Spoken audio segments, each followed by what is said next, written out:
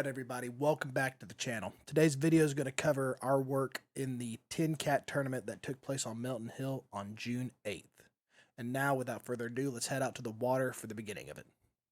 Alright guys, welcome back to the channel. It's just me today. But I just got launched here for the Melton Hill TNKATT tournament. And we're out here on Hickory Creek, and we're just going to start fishing. There's a lot of shad back in here, and the last time we were here we did a good job throwing primarily crank. Although with it being summer,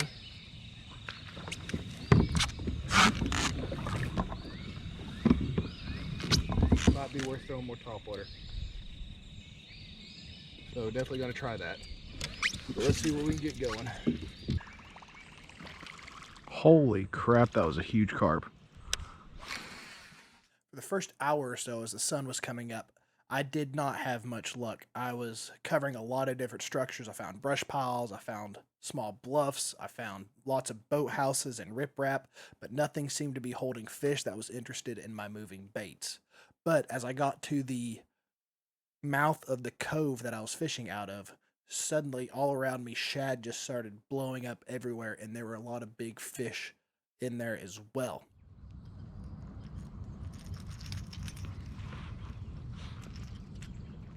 Nope, that's bass.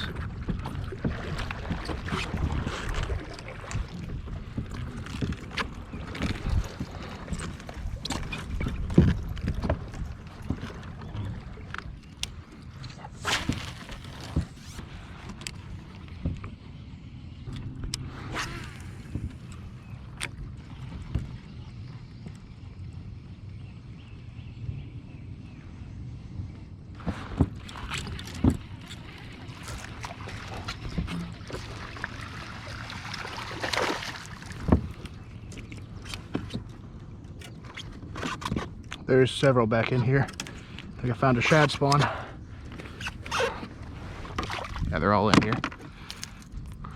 Okay. Come on, come on. No.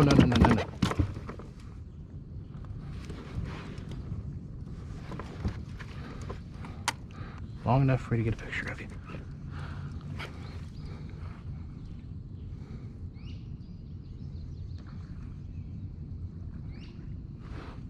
Okay, that's one. Let's catch some more.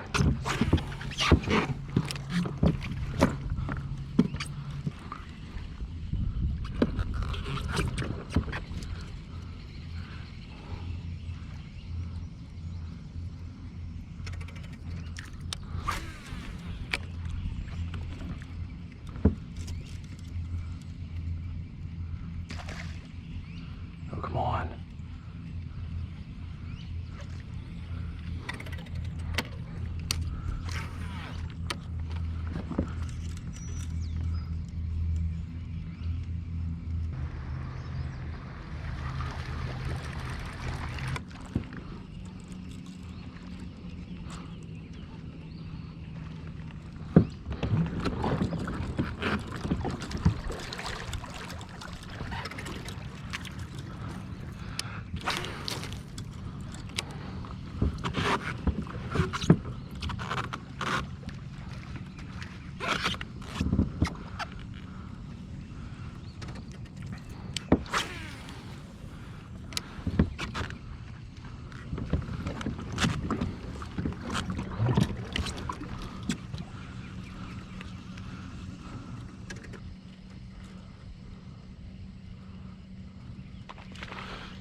Really?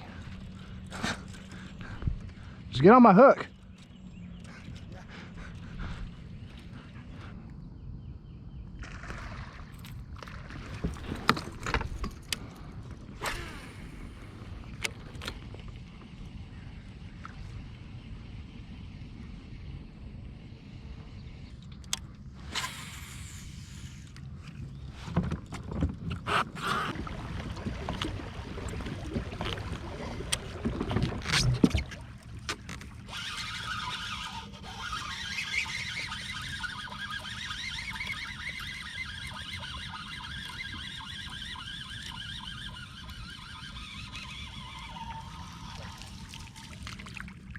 Are you a yellow bass?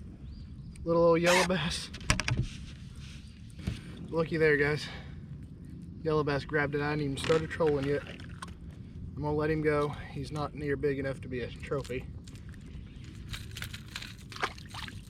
There he goes.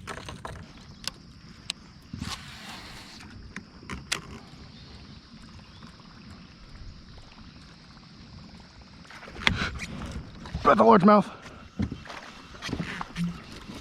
Please stay on there. Please stay on there, fish. Please stay on there, fish. Not a monster, but definitely keeper sized. There we go. Oh, thank you, Lord.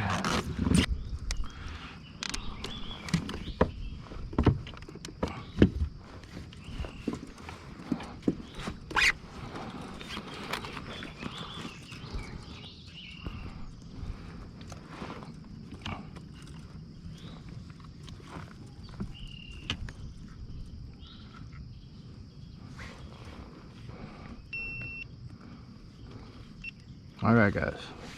Front camera died.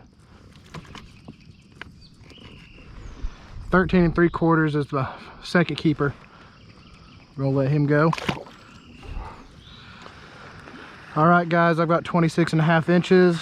One more fish to catch for a limit, and I've got 5th place right now. Looks like no one's really doing too terribly well, but maybe, just maybe, we can get some bigger ones out here.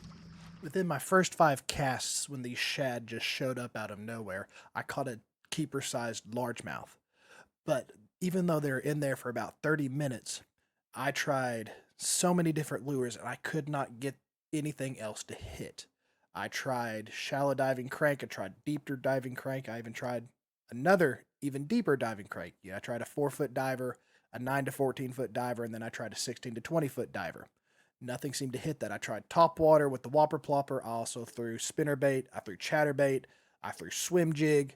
I threw just about anything that I could think of. I probably should have, looking back, maybe thrown on a smaller swim bait, something like a Kitech or something like that. It might have got them to bite, but it just didn't seem to be going. Now, as you can see afterwards, I did catch a small yellow bass when I was setting up to troll to the other side of the lake. And I'm guessing that was what was in there. But there had to be some largemouth in there as well, because I caught one right off the bat. And I was really hoping that it was going to be a good day for aggressive fishing, a lot of power fishing, because as soon as I got to the other side, as you saw, I had a really big blow up on the whopper plopper. And this was after the sun had come up above the tree line. So I thought, okay, we're looking at a very aggressive day for the fish. But unfortunately, after this second keeper largemouth, it died, and it died quickly. It took 3 or 4 more hours before I was able to get into some more fish. I found one cove that was about 2.5 or 3 miles away from where I launched, and that's where I ended up catching the last fish of the day.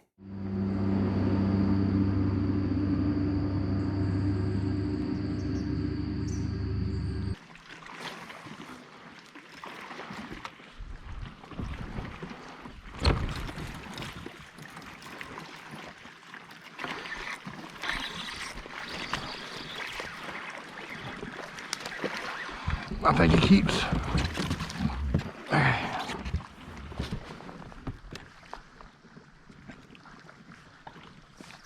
Just short 11.5. He's small, but maybe he's got some buddies in there that are bigger.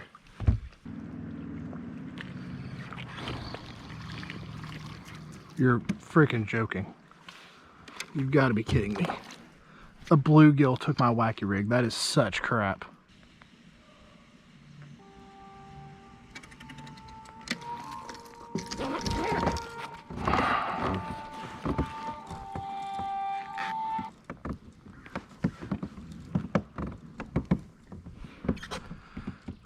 Alright, well that's it, guys. Bit of a disappointing day at the end, especially with how aggressive everything started. I don't know how I didn't get another fish when those shad were going nuts. And I mean, you get one out in the middle on top water off of a point, you'd think that'd be somewhere you could go and catch some more, but I guess not. I'm gonna head into check-in and I'll let you know where the standings ended from the desk. As you can probably tell, by the end of the day, I was quite frustrated. I did manage to catch a couple more fish. One of them was a short largemouth, and the other was a bluegill on my wacky rig, and that was after 4 hours of nothing. So I wasn't exactly in the best mood towards the end of the day. Can't, looking back, I was probably a little bit more upset than I needed to be. I'm working on that. But overall, I did catch fish, and for a tournament that I did not have any prep for, it was a pretty good placement. There were 36 anglers fishing in this, or sorry, there were 26 anglers fishing in this one, and I finished in 16th with 2 keepers for 26.5 inches. If I'd managed to catch another 12, that would have put me up at 38, which would have put me up into 14th. But I really needed to get into some bigger size. I had other launches that I wanted to try because I did a lot of research. Melton Hill is not well known as a good bass fishery, but I did some research through the Tennessee Angler Recognition Program, seeing what kind of big fish were caught on Melton Hill. And outside of the muskie and the stripers and the hybrids, there were a few big largemouth that have been caught out of there that are between 23 and 25 inches. But they seemed to be on the upper end of the lake, and I was fishing the lower end. But I took the risk because I knew Hickory Creek better because it's the only launch I'd ever been on that lake. And I figured having that extra bit of knowledge and knowing that a couple of trophy-sized bass had been caught out of the Knox County end of Melton Hill, I figured it was a safe bet. And honestly, it was, because I know that the person who finished in first place launched at the same spot that I did. In fact, I know exactly where he caught all of his fish, and it was the only section of the area of that area around the cove that I launched out of that I did not fish. Uh, it was a bit. That was another part that kind of frustrated me, knowing that I was in the right spot. I just didn't fish the right structure, and I was using too aggressive of a bait. But I was caught in the delusion that throwing crankbait and throwing whopper plopper was going to work, because I caught those first few fish when I probably should have slowed it down once the sun came up and it started getting really hot. I did manage to catch some on the wacky rig, which was probably what I should have stuck with most of the time. I probably should have gone into some of the coves that I wanted to get to, but I waited too long. It was another probably mile and a half away for me to get to where I wanted to go, where there was a lot of boathouses and riprap that I wanted to try to hit. But I didn't think I could get out there and then back in time for check-in, so I decided to cut that short and go and fish the boat docks in the cove that I launched out of. So that's the story of how Melton Hill went. It wasn't the best day, but it wasn't the worst day either. I did catch fish, and I can't complain about that. Looking back now, it wasn't that bad a day.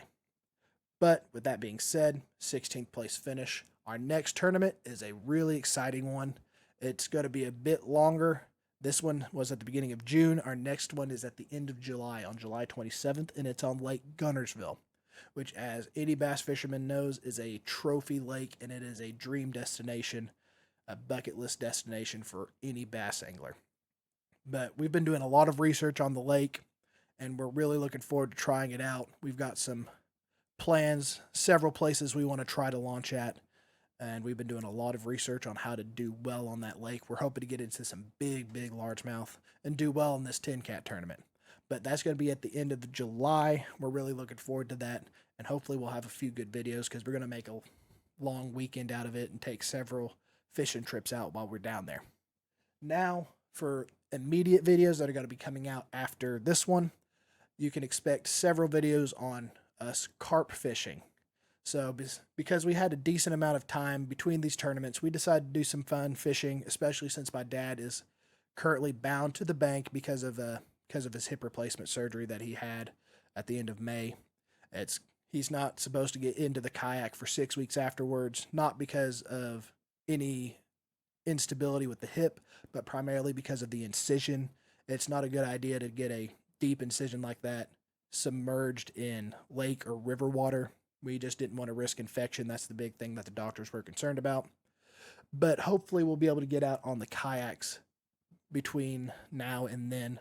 But until we do, we're going to be looking forward to trying to catch a trophy carp. That'll put us in the right direction for our master angler certificates. I'm currently working on level 2. I need to get 2 more species before I can get to level 2, and then my dad is working towards level 3, and he's got, I believe, 3 or 4 more to get to that next level of 10 different species of trophy fish. I'm working on 5 trophy species. So we're really looking forward to sharing that with you. We're going to have a video up on how we prepare our homemade carp bait, which has worked very well for us, and we've started making some modifications to it to try to make it more effective. And we'll share all that information with you as well, because carp fishing is a lot of fun, especially when you get into the big ones. They don't fight like bass. You know, bass are fast and they're kind of scrappy. Carp are bull fighters. They will just make these bull runs, and they're strong and they're big. So it's a very different fight, but we really enjoy fishing for them. And there's several challenges that come along with that that's very different from bass fishing. But we'll talk more about that when we get to those videos. I want to again thank you so much for sticking to the end of the video. I hope y'all have a fantastic weekend, and we will see you in the next one.